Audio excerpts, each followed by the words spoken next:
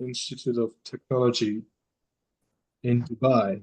He's a former cybersecurity professor at Sanico College and a research fellow at Ryerson University in Toronto, Canada. He holds a PhD in computer engineering with a specialization in network security. With a career spanning multiple countries, Dr. Alani has served in various esteemed roles, including as the VP of Academic Affairs in the United Arab Emirates, a network and security consultant in the Middle East, and a cybersecurity program manager in Toronto, Canada. He has authored 4 books on networking and cybersecurity, along with numerous research papers published in high-ranking journals and conferences. Dr. Alani holds several industry certifications, including Security Plus, Cybersecurity Plus, Pentest Plus, CompTIA Advanced Security Practitioner, Salva Plus, Cisco Certified Network Associate, Cisco Certified Academic Instructor, Microsoft Azure Data Science Associate, and Microsoft AI Fundamentals. His research interests focus on the applications of machine learning in cybersecurity and enhancing the security of machine learning systems. And our topic today is the role of explainable machine learning in cybersecurity. So, Professor Alani. Thank you. Thank you very much for this amazing introduction. It's wonderful to be here. Let me just share my screen. Okay, can everyone see my screen? Yes. Yes. Oh, okay, that's great. So it's really wonderful to be here to be surrounded by the amazing people of University of Bolton with the amazing group of researchers and students and everyone from all around the world. It's one of the highlights of my November is always participating in this amazing series, and much appreciation for Professor Wendy for this continuous invitation. So today I'm going to speak about a topic that's really close to my heart. I enjoy working on and talking about the use of explainable machine learning in cybersecurity. So let's just go ahead. So this would be the outline, and I'm not going to talk about myself. I've already been introduced, an amazing introduction by Tan. Thank you very much. So I'll just jump ahead, and before we, enjoy the wild ride of explainable machine learning, we need to ask the question, why are we talking about cybersecurity now? How big is the market of cybersecurity around the world, and why is AI interfering in that market? So we can see there is always growth in the cybersecurity market. The spending on cybersecurity worldwide is increasing significantly. You can see in 5 years it almost doubled, and it's projected to exceed $100 billion in 2025. So we know that cybersecurity matters to everyone, and the more we rely on Internet of Things, the more we rely on OT, we know that it's really important to secure these devices. And I think there is a special concentration that needs to be given to IoT devices, because they are devices that are not very well capable or equipped to protect themselves. Unlike our computers, you can run anti-malware software, you can run firewalls and intrusion detection systems, but IoT devices don't have the luxury of being able to run all of these tools to protect themselves. And that's one of the largest sides of investments in cybersecurity. So how dangerous cyber attacks could be, and why do we need the help of artificial intelligence in cybersecurity? Basically, that's the question. Average cost of all cybersecurity attacks to European and North American firms in 2020 by size, you can see that $500,000 on average. Enterprises that have 1,000 employees or more, larger enterprises take the big hit, of course. So you can see the cost of cybersecurity attacks exceeds $500,000 for one firm, per firm in 2020. And we know that these statistics are a little bit old. Newer statistics would definitely point upwards with the cost of cybersecurity attacks happening everywhere.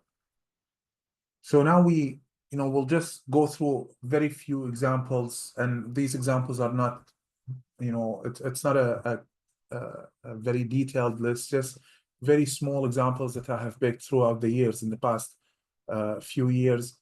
The type and severity of cyber attacks have changed significantly. In 2020, in Düsseldorf, Germany, a ransomware attack on a hospital causes the death of one patient. We have, cybersecurity has been there for a long time, and everyone thinks about cybersecurity and considers cybersecurity and the risks associated with cybersecurity. But recently, the types of attacks have become very vicious and, for the lack of a better word, very heartless. That it got to the point where it's actually causing significant damage to human lives. So in 2021, Colonial Pipeline ransomware attack, and we know this ransomware attack left the east coast of the United States without fuel and electricity in some parts for a few weeks. 2021 as well in Alabama in the United States, a ransomware attack causes the death of a newborn baby because the doctors were not able to access the test results of that newborn baby that had a health issue. In 2021, it's not confirmed, but 161 gigabytes of data stolen from Coca-Cola. MailChimp attack in 2022 that caused a significant increase in phishing attacks. And 2022 as well, T-Mobile, just like every year, T-Mobile gets hacked. And there was a data breach, a lot of information, sensitive information stolen about customers. So again, these are not the only attacks and these are not the only significant attacks that took place in the past few years, but these are just simple examples that show us how ugly things can get if we don't take care of cybersecurity. So there is a reason why machine learning presents itself as a useful solution when it comes to cybersecurity. One of the main reasons, you can see this statistics, on average, it takes an organization 228 days to detect a data breach. I know that this was 4 years ago. It's not a lot better. Recently, 2024 update would be somewhere around 180 days. So could you imagine an organization gets hacked and the organization does not know that it was hacked until 200 days later? That's a disaster. Not being able to detect suspicious movements on your internal network is a very, very big problem. And we can talk about how companies would be impacted by this, but there are other there's a much bigger attack surface in other places. Like imagine if the attack happens to an industrial IoT set of devices that control a nuclear power plant, or industrial IoT devices that control water treatment plant, for example, and not being detected for over 200 days. That's a recipe for a disaster, basically. The growth in zero-day vulnerabilities market adds another layer of complexity. We see many unethical threat actors that detect vulnerabilities. Instead of reporting these vulnerabilities to the vendors of the software or hardware, they choose to sell these zero-day vulnerabilities on the dark web. All of these are, challenges or different sides of the same challenge that brings us to a very difficult discussion, is that we need all the possible help to improve cybersecurity all around the world. And artificial intelligence and machine learning presents itself as a tool that can actually help us do better in cybersecurity. So just a quick review of attack detection mechanisms. It could be either signature-based, and I'm kind of summarizing it into two types only. There are more types, but these are the most significant ones, basically.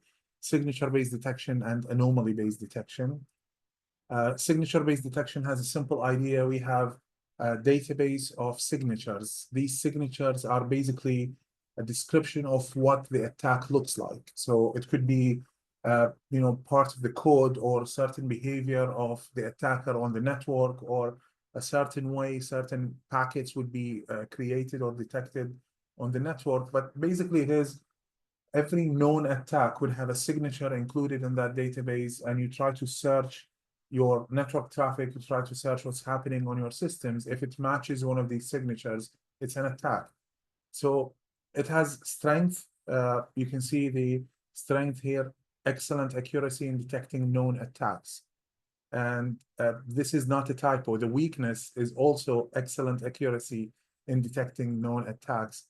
But the weakness is that it detects known attacks only, which means that if we have a new attack, if we have an attack that depends on a zero-day vulnerability, signature-based detection is not going to help us at all. Why? Because signature-based detection is the database of known attacks. So if there is an unknown attack, an attack that the system has not seen before, it wouldn't be able to detect that attack, unfortunately. So that brings us to anomaly-based detection. Anomaly-based detection simply identifies what constitutes normal behavior on the network or on the system, and then flags anything that's abnormal. So the system would learn that a normal user would send and receive, for example, 1 GB of data every day, and suddenly the computer of that user is sending 10 GB of data. That's something abnormal. That's something that wouldn't be detected by signature-based detection, but anomaly-based detection will be able to detect these changes in the behavior of users that can later on lead to the detection of attacks. So the strength of anomaly-based detection, very good at detecting unknown attacks. The main weakness is that it needs time to learn what is normal behavior. And during that time, it will have high false positive rate, which means that it will be raising the alarm a significant amount of time when it's not really an attack, it's just a change in the behavior. So I think it's very obvious when we say a system that learns normal behavior, machine learning comes into mind. So what better solution can we have better than machine learning that's capable of learning behavioral patterns and predicting whether this action is an anomaly or not an anomaly? And that completely fits the recipe of machine learning and what machine learning is capable of doing. Of course, there are several assumptions in order for this to work. System actions must be observable. Everything that happens on the system must be captured, extracted into features, and these features represent normal behavior.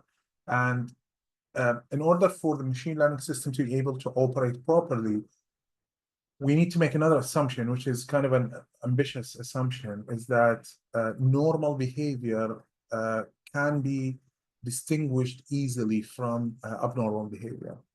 And that's one of the challenges that machine learning can really help us in. So what areas can machine learning help us in cybersecurity? And this is not a conclusive list. There are so many other areas, but these are the ones that I'm mostly interested in. Intrusion detection, whether it is network-based or host-based, malware detection, including classification of malware families, identifying ransomware, identifying adware, and a few other types of malware, phishing detection, whether it is phishing emails or phishing URL detection, forensic analysis. I've had the pleasure of speaking in And this event, I think it was 2 years or 3 years ago, the first time I spoke in this series of events was talking about forensics and the use of machine learning and forensic analysis.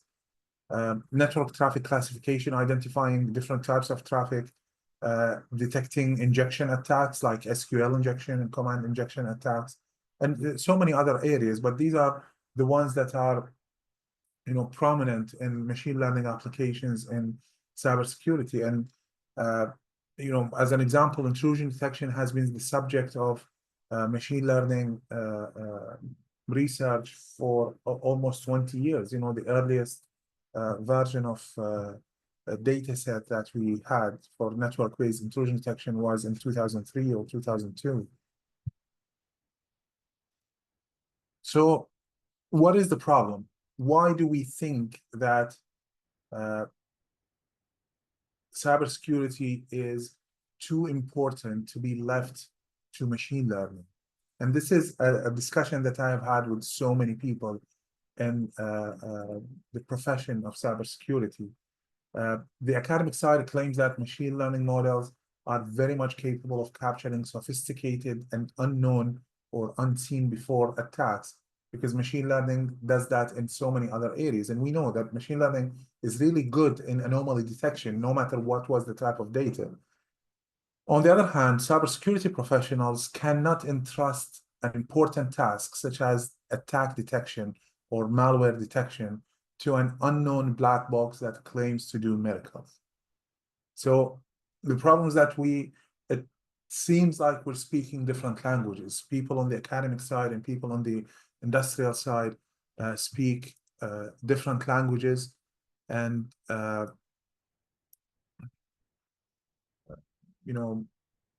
be able to translate these two languages into each other would be a great thing to do. And I think the answer, well, before jumping into the answer, there are a little bit more dimensions to the problem.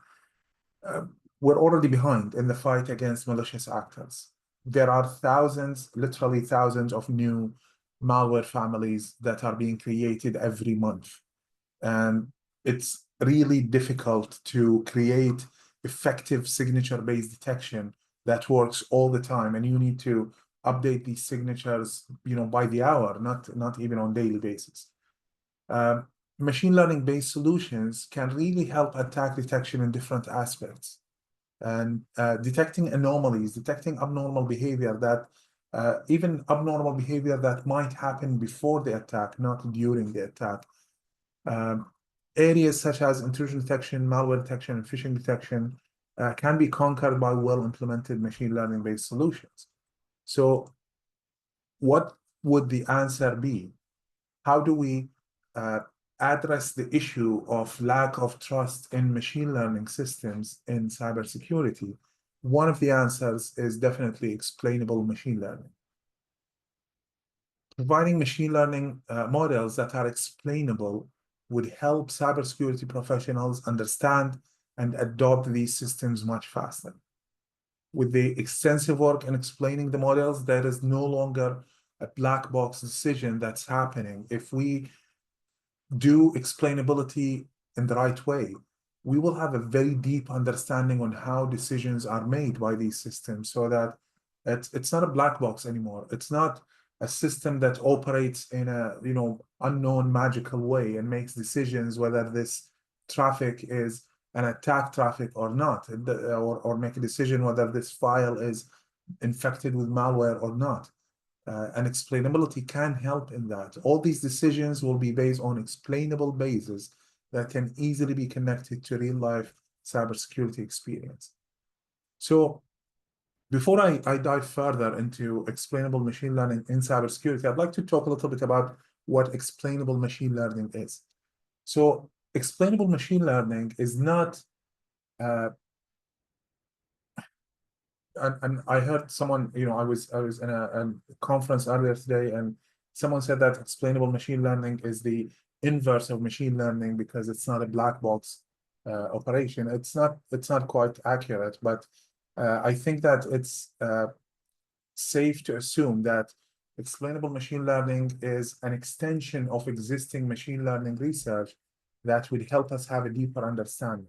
So I'll walk you through the steps of how explainable machine learning works. So explainable machine learning basically tries to figure out how features and values of these features would impact the decision process of a machine learning based system. So if you train a classifier to extract contents from a file and use this content to decide whether this file is malware or not, that's great. What explainable machine learning does is that it takes that trained classifier and performs some calculations on it so that it comes up with more information about how this classifier is working. It would tell you that, feature X is the one that has the highest impact on the decision.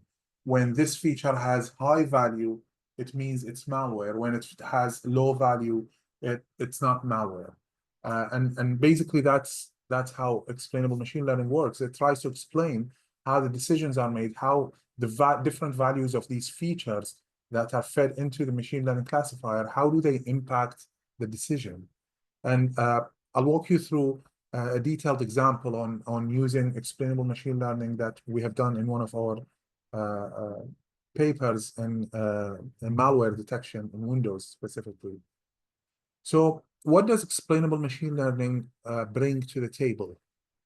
Explainability helps humans understand how the magic works, because for many people, especially people who are not specialized in artificial intelligence and machine learning, it's if you don't have the strong mathematical background that's needed for machine learning, it's okay. You can still use machine learning. You can still apply machine learning, and I can completely relate to that. I'm not a machine learning scientist at all. All of my interactions with machine learning and explainable machine learning was strictly focused on applications of machine learning in cybersecurity. So I would be lying if I say I am an AI person. Not at all. I'm a cybersecurity person. So what I'm saying here is that it is possible that people who are not necessarily specialized in artificial intelligence can apply artificial intelligence in their own areas, and explainability would help them have a much better understanding on how these decisions are made. And that's what explainability brings to the table. Explaining how each feature impacts the decision of a machine learning system that would help us trust these systems. Why would it help us trust these systems? Because explainability would ensure that we have adequate transparency in these decisions. Explainability will help us avoid bad decisions. If we see that we have trained the machine learning system on bad data, and the logical process of producing a prediction or producing a decision is tainted because of this bad data, we can roll back and not accept the system and go back to the training table and train the systems to make better decisions. So I would like to take you through an example of detecting malware using explainable machine learning, and we'll chat a little bit about how this actually works. So in this experiment, we used explainability algorithm called SHAP, Shapley additive explanations. Okay, so SHAP is an algorithm that is used to explain machine learning classifiers, and SHAP is based on game theory. The algorithm is really nice because what it does, it calculates the performance of the classifier with the existence of a particular feature and calculates the performance without that feature. And that's why it's based on game theory, where the algorithm is that, if you want to calculate the impact of Cristiano Ronaldo on the team, is to calculate what would the team do without Ronaldo and what would the team do with Ronaldo, and then calculate the impact of that particular feature or player in the team. So sharp values will do intensive calculations, try to calculate for all the samples that exist in the training data set and see how each sample is impacting the decision of the classifier. So the classifier we trained in this experiment is a classifier that gives us either 0 or 1 output. 1 means malware, 0 means it's not malware. The data that we use to train the classifier is data that is extracted from memory captures from computers that are infected with malware and computers that are not infected with malware. So we have features that are taken from the memory of the computer while the malware is running, so that we can, it's basically dynamic malware analysis, so that we can watch the malware and see what it does and what kind of behavior it performs, so that we know if this is malware or normal or benign software. So we created the classifier. The classifier was very powerful. It had accuracy exceeding 99%, but we want to understand how is that classifier working? How does it make the decision?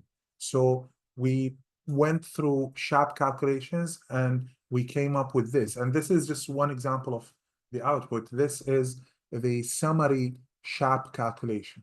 So what does that mean? These 5 features on the left side, these are the top 5 features in terms of importance. What that means is that this first feature at the top is the one that has the highest impact on the decision of the classifier. So it helps the classifier makes the decision. This is the most effective feature. This is the second most effective, third most effective, fourth, and fifth most effective. So what are these features? Now, before we dive into the details of what the features are, I want to explain to you what this diagram means. So every dot in the diagram is a value of the feature, this feature, taken from one sample only. So that's why we see thousands of these dots, because we trained the classifier using, I think at that time, 40 or 50,000 samples.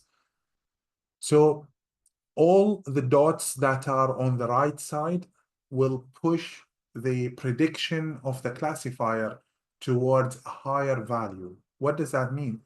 Everything on the right side is pushing the decision towards malware. Everything on the left side pushes the decision towards normal, normal behavior, not malware. All the blue dots means that this feature had low values, and all the red dots means that the feature had high values.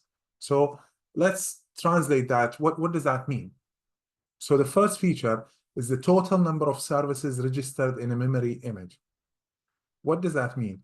It means that if we have a lot of services registered so the memory image is taken from a working computer.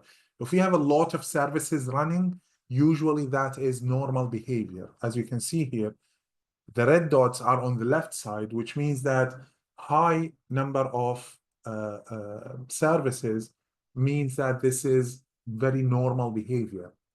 When you have low number of services registered, that means that there is a probability that your malware is trying to stop some of the services that are working, like antivirus services or other services like Windows Firewall or intrusion detection system. They try to dampen down these services so that it can operate on its own without being detected. The next one is average number of DLLs called per process. So you can see normal processes on the left side usually call a lot of DLLs. And DLLs, dynamic link libraries are libraries that contain functions that get called a lot in a Windows system. So, if you've noticed, for example, when you click on Save As in most programs in Windows, you will see the same pop-up window, exactly the same. Why is it the same? Not because everyone who creates everyone who creates an application recreates this again and again, but instead this function of save as is stored in one of the DLL files on Windows operating system, so that any application can call this function, and it would appear exactly the same in all of your programs. So anyway, the average number of DLLs called per process, if it is high, it means that it's pushing the decision towards normal behavior and not malware. Why? Because our normal processes do a lot of calls. They call save as, they call save, they call functions for communicating with the network. But malicious processes, they do lower number of calls because they are not designed to function as something that's useful to the computer. So they do not function like normal programs. They have access to very small, limited things that they need to do, like encrypting your files if it's ransomware, for example. So we can see, I don't want to go through all of the details. I just wanted to show you an example. One of those is this one as well. You can see here, total number of processes running in kernel mode that have an associated driver name. And you can see at this field, explainability is not as clear as the upper two, for example. So you can see that there is no clear isolation between the blue dots and the red dots. We have mostly red dots on the right side a little bit, but we also have blue dots on the right side, which means that lower number of processes running in kernel mode can also indicate ransom or malware, but it also can indicate normal behavior, which means that this particular feature is not very helpful in distinguishing malware from non-malware.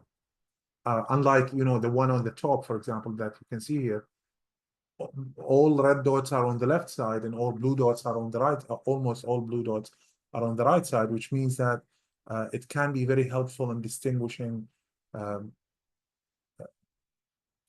malware from non-malware behavior.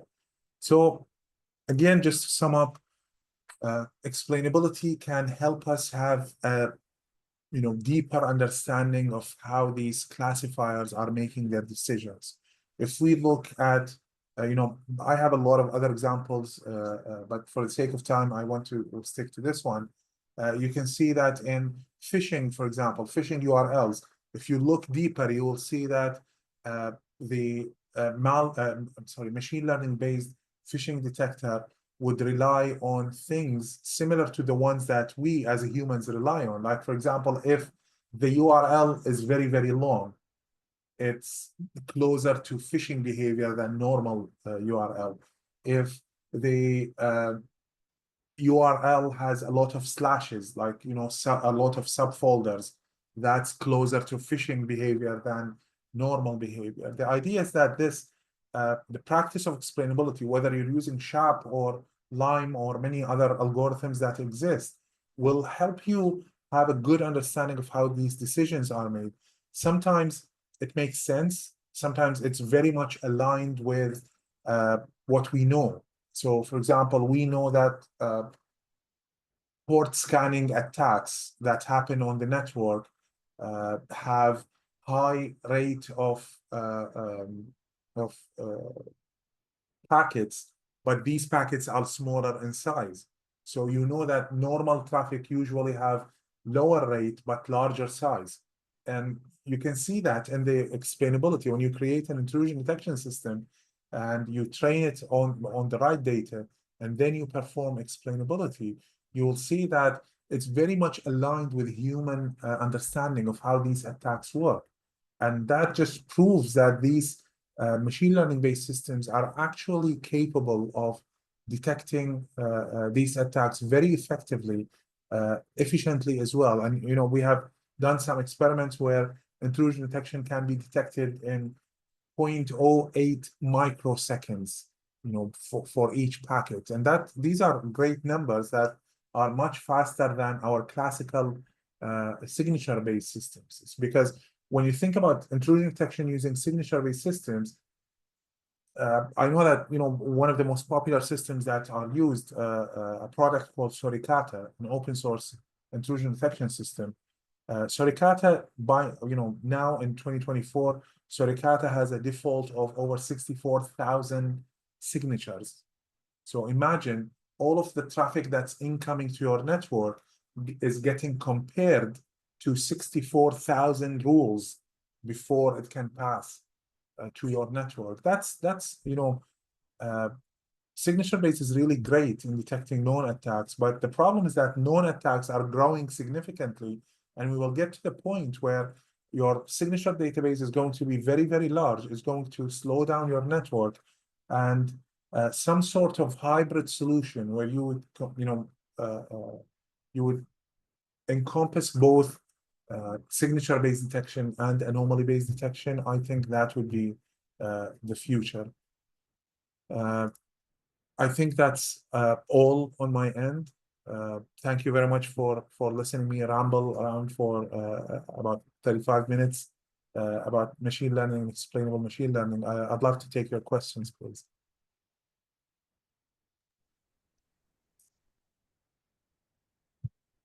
Okay, thank you, Professor Mohammed. If you have any question for Professor Mohammed, please put it in the chat box. Just type it. Type your questions. Yeah, you can also unmute and ask it.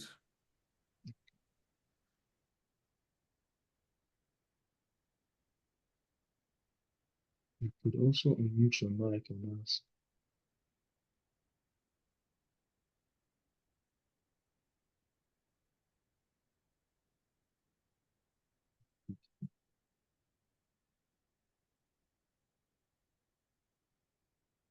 Yeah.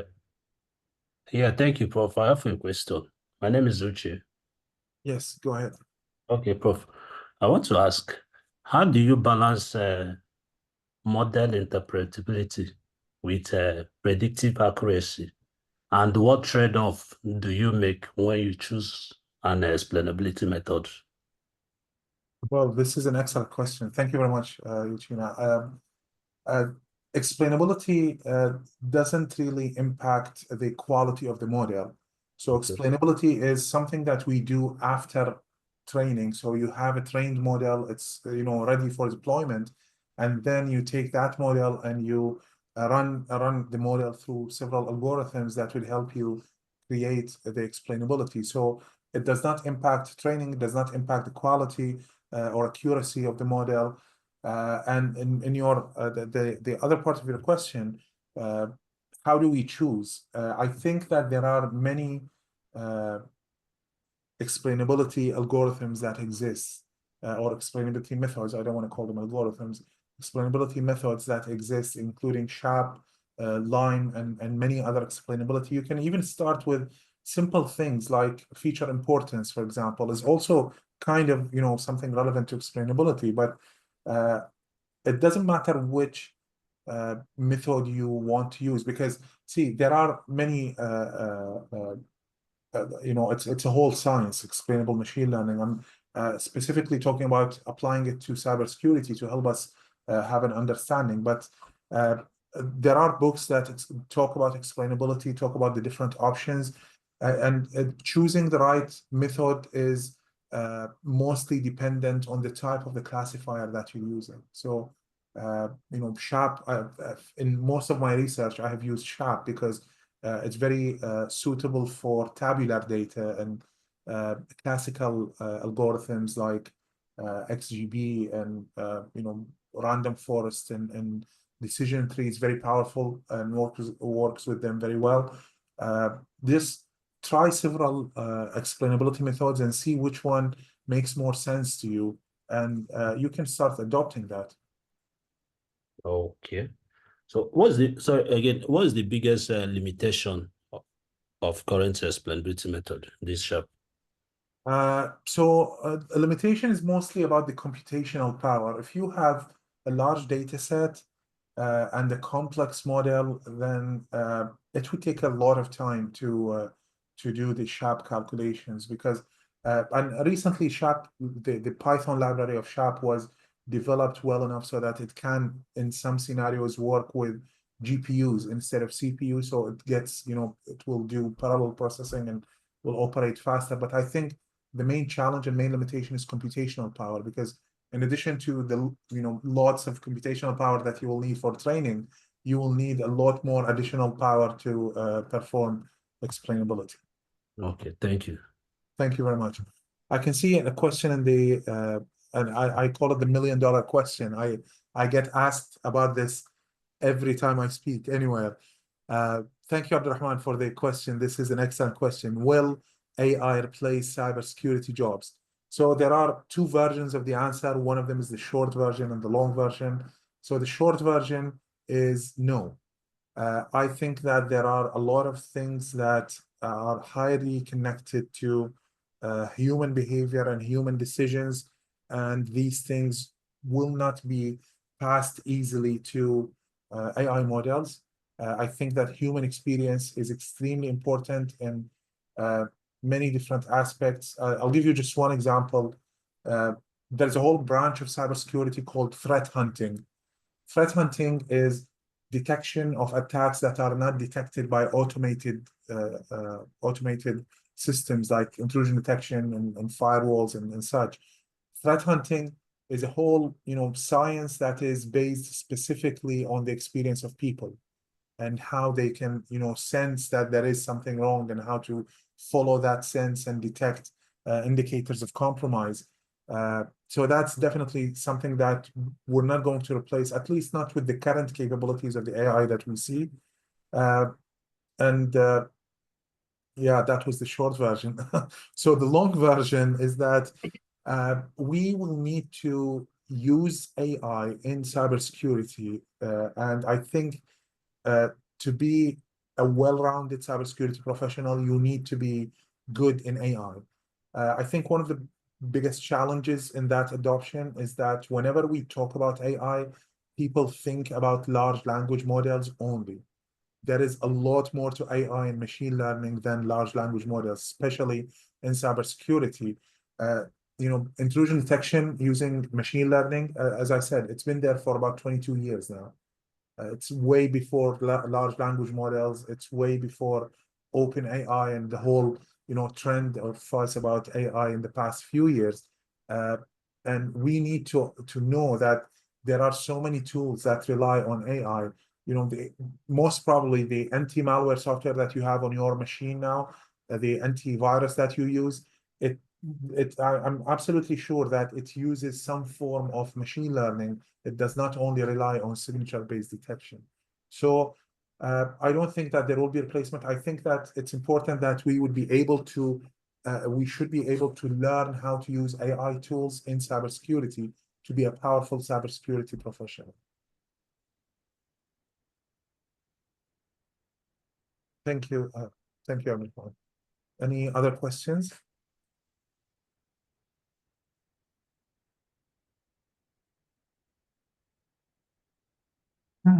Hi, can I ask one question now? Yeah, please go ahead. How does the machine learning can handle the high dimensional cybersecurity data? I'm sorry. How the machine learning models or how does the machine learning can handle high dimensional data? Oh, that's a great question. Most of cybersecurity data is high dimensional. Most of cybersecurity data, because we capture data on the network, we capture data, inside machines, host-based and network-based data. I think that whenever you have high dimensionality, I believe deep learning would be a more suitable solution, in comparison to classical algorithms like XGB or random forest or other classical methods. I think deep learning would present itself as a very powerful tool to handle high dimensionality and figure out which features are more relevant and reduce the weight for the features that are less relevant, so that it would kind of automatically manage the dimensionality on its own. Okay, like you say, it should be one of the method like feature selection or Absolutely. If feature selection can be done in many different ways, and most of my research, when I perform feature selection, I perform it uh, based on feature importance. Try to focus on the most important features and leave the ones that might cause some noise in the decision-making process. okay, okay. Thank you, Professor. Thank you very much.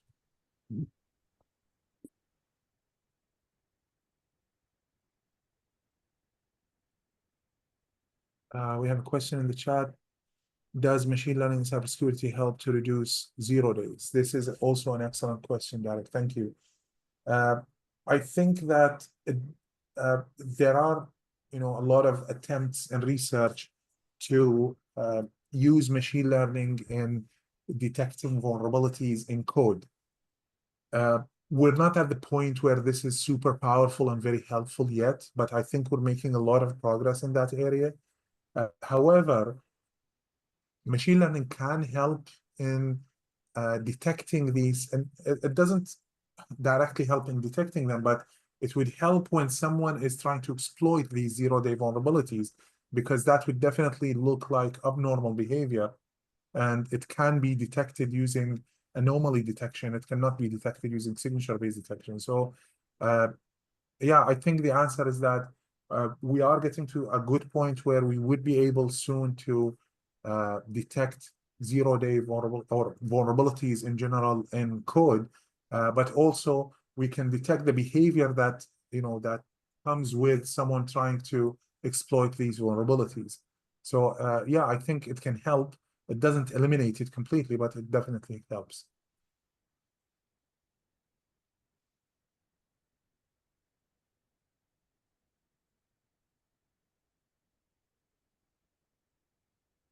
Thank you, Dan. Any other questions?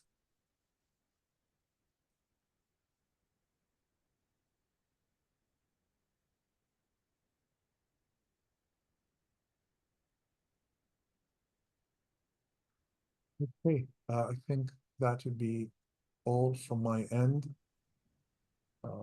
Thank you very much for having me. Thank you very much for sticking around for this presentation. I hope that was helpful to you in your research, in your aspiration to work in cybersecurity and machine learning. Professor Alani, for the wonderful presentation. I have a question actually, sorry, just came to my mind. Are there any agents, like AI agents, that could help cybersecurity students or enthusiasts to understand how these models work? So I have not come across such an agent. I have, if you don't mind, I have one small comment about large language models. If you would like to use large language models, I would strongly recommend running them locally and not using public ones, because especially for cybersecurity, if you work in the field of cybersecurity, you would have questions that might reveal private information about the organization you work in. So I strongly recommend, look at products like LM Studio, for example, a small program that can help you. You download it, you run it on your computer. It would help you download any LLM that you want from Hugging Face, and it would enable you to run that model locally. So even if you don't have a very powerful laptop or desktop, you can still run some of these models locally. And I strongly advise everyone to try this out instead of using public ones, because whatever data that, whatever questions you ask to a large language model is going to be used to train the model later on. So that's part of the, policy, part of the privacy policy of these large language models. So if you want to use them, that's fine. Just use them locally. Do not use an online version of them.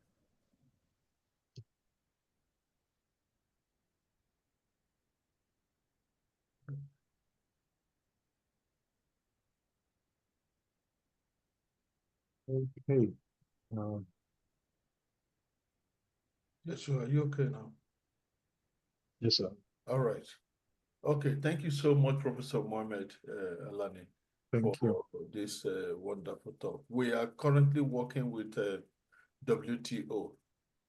We're training them in terms of AI and supply chain, and then this issue of closed access is also coming, whether they should use ChatGPT, what is the secured route for them. So we, like what we do in Bolton, we have closed circuits, closed areas, which is different network, and it's closed. So our cybersecurity students normally use that, that is not in the open one. So you can do anything in that room. We do that in Bolton. But then for the WTO, we are trying to develop this program for them, and then giving them all what AI can do in blockchain, in AI trade finance, and but seems they will need their own system, their own algorithm, their own model, so that because they have lots of data and they don't want those data, they don't want the LLM to start, using those data, and then they will be outside, and it will cause a whole lot of problem for them. So, but we'll see if we can apply maybe explainable. What do you suggest if we are to use explainable system for them? What kind of closed one are we going to use? So I think explainability can help. I haven't had experience with using explainability with large language models. It might as well be applicable, but I'm not the right person to say whether it can be applicable or not. I think that it's amazing that you're working on these areas. I think these are very sensitive areas and very important, and it's great that researchers are paying attention to these areas. It's really refreshing to see. Yes, we'll definitely get in touch, in those areas and see how we can expand on that from the center. Anyway, so thank you very much for coming, and let me just share our screen to give you okay. Oh yeah. So we have our usual something, but this time we have a better one. Yes. So I want to say thank you for accepting this November to Remember. It has, I think this is the 3rd year now, or 4th year. Yes. Yes. Yeah.